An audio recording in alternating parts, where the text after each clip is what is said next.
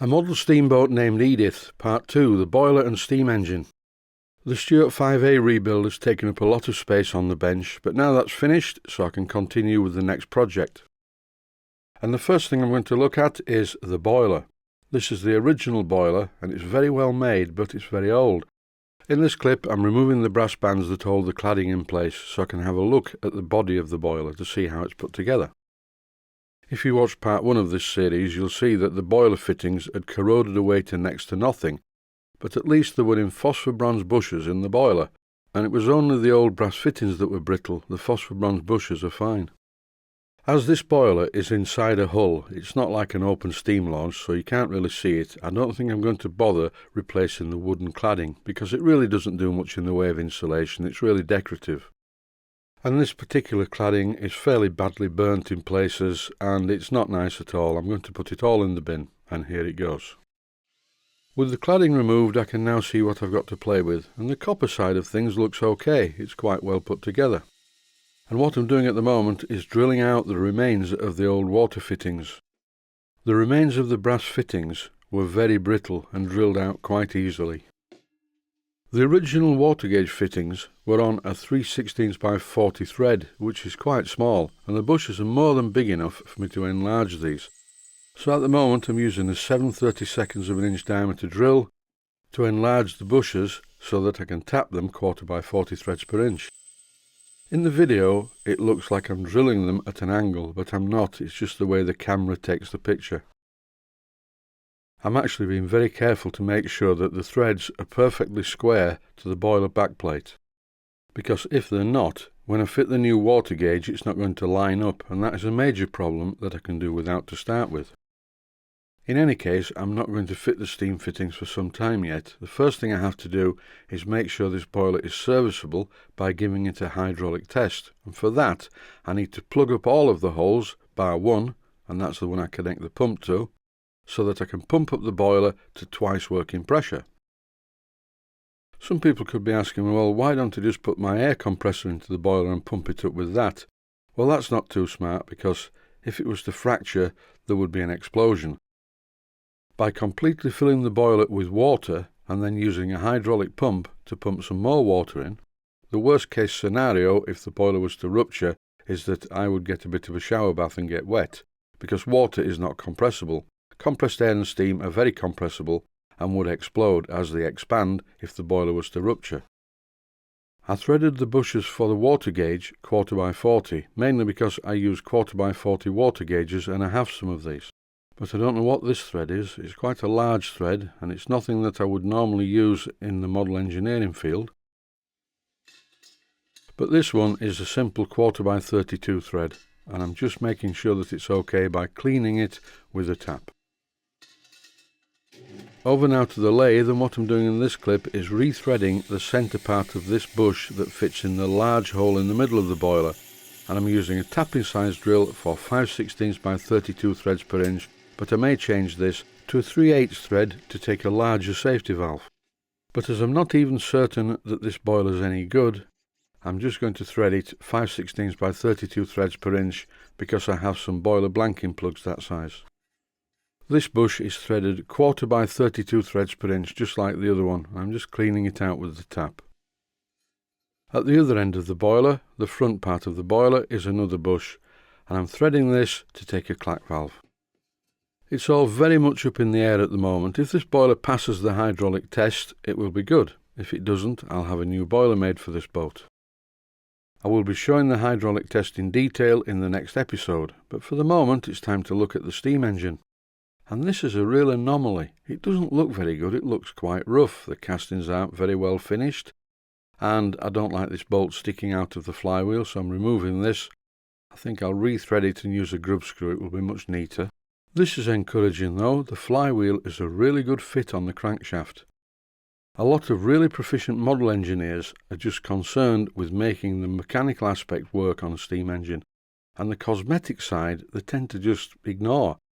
As I've mentioned countless times in these videos, as I'm not an engineer, I like them to look good as well. But I like to see the castings well finished and the engine overall looking very good.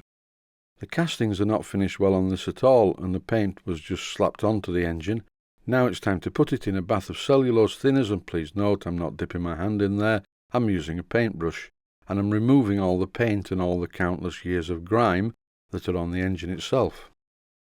A quick word about paintbrushes. This is a paintbrush that I bought as part of a set a while back, and it's diabolical. All the time it's dropping bristles, which doesn't matter with this job, but it would matter if you were painting with it. So I always recommend buying quality brushes for painting, and crappy ones like this for just doing rudimentary jobs like removing grime from engines. The red paint is coming off this engine quite easily, as you can see by the colour of the cellulose thinners, or lacquer thinner as it's known in the USA.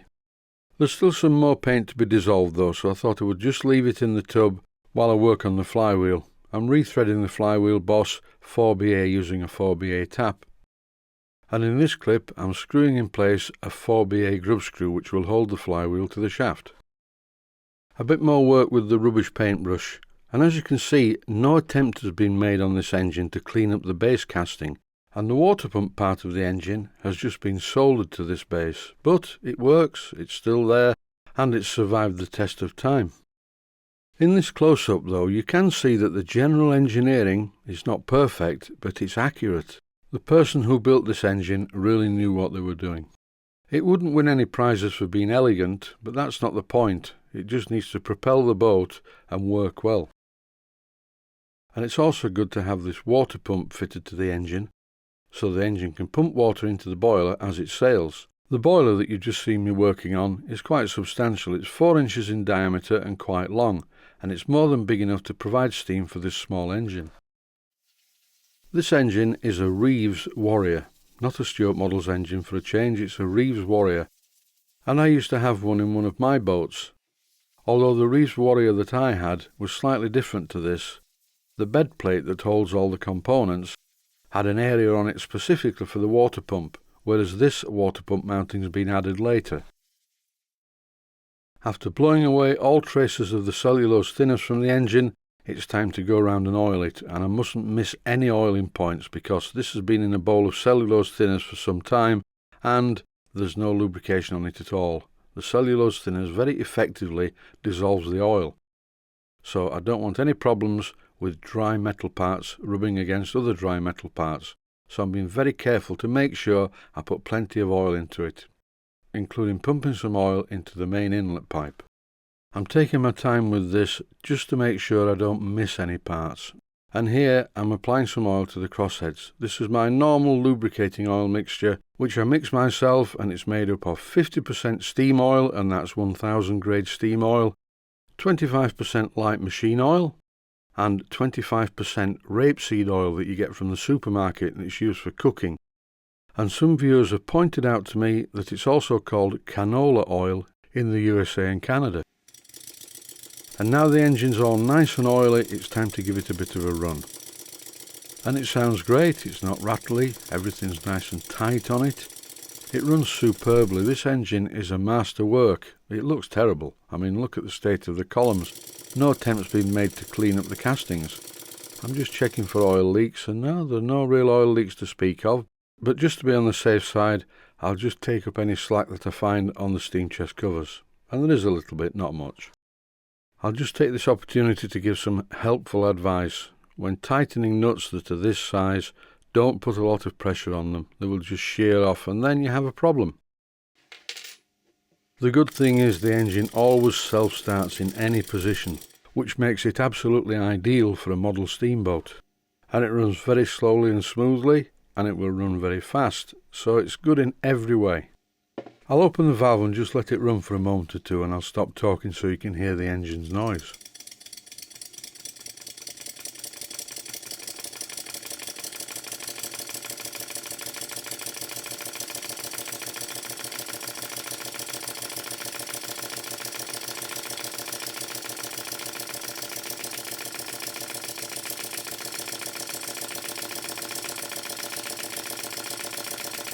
And look how slowly the engine will run. This is just because my air valve is leaky.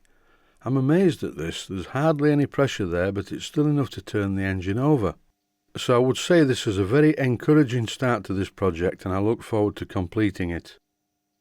But that's it for now. Thanks for watching, and I hope you found it useful.